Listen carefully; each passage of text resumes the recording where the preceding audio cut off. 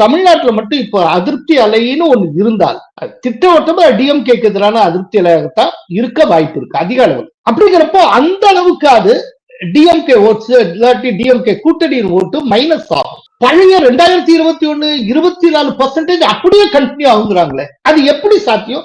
என்ன விதமா கண்டக்ட் பண்ணாங்க? சி ஓட்டனுடைய மெத்தடாலஜியை சொல்றேன். அவங்க ஒரு டேட்டா செட் வச்சுக்கிட்டு இருப்பாங்க.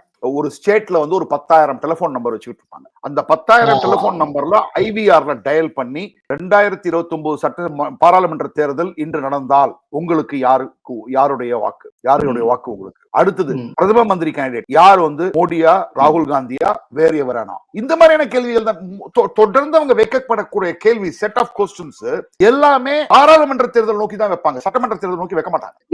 அந்த நம்பர்ஸ் இருக்குல்ல, 10,000 பேர் ரெஸ்பாண்டன்ஸ், அந்த 10,000 அதே நம்பருக்கு தான் திரும்ப திரும்ப டயல் பண்ணுவாங்களா? அதே டயலர் தான். அப்படின்னா அதே ரிசல்ட் தானே வரும். இதான் ரொம்ப முக்கியமான விஷயம். இப்போ விஜய் பற்றி அவங்க என்ன சொல்லியிருக்காங்கன்னா, அதாவது அதர்ஸ் 22%, அதுல 15% விஜய்க்கு அப்படின்னு சொல்லிடுறாங்க. இப்ப என்னன்னா, இந்த விஜய்க்கு வரக்கூடிய 15% எங்க இருந்து வருதுன்னு இருக்குல்ல, இவங்க சொல்லியிருக்க கணக்குப்படி பார்த்தா இப்ப டிஎம்கே சைட்ல இருந்து விஜய்க்கு 1% கூட வரலைங்கிற மாதிரி இருக்கு. அதே பழைய ஓட்டு அப்படியே ரிப்பீட் ஆகுது. அப்படின்னா விஜய்க்கு வர்ற பர்சன்டேஜ் ஆஃப் ஓட்ஸ் எல்லாமே என்டிஏ சைட்ல இருந்து தான் வருதுங்கிற மாதிரியான ஒரு தோற்றம் இந்த சர்வே அனலைஸ் பண்ணீங்கன்னா அப்படித்தான் நமக்கு கிடைக்குது. அது உண்மையா? அப்படி இருக்க முடியுமா? இருக்க முடியாது. விஜய் பெறுகின்ற பெரும்பாலான வாக்குகள் பட்டியலின வாக்கு, கிறிஸ்துவ மதத்தை சேர்ந்த வாக்கு, மகளிர் வாக்குகள், இது அனைத்துமே அண்ட் பிரெடாமினன்ட்லி அர்பன் வாக்குகள். அர்பன்ல யார் ஸ்ட்ராங்?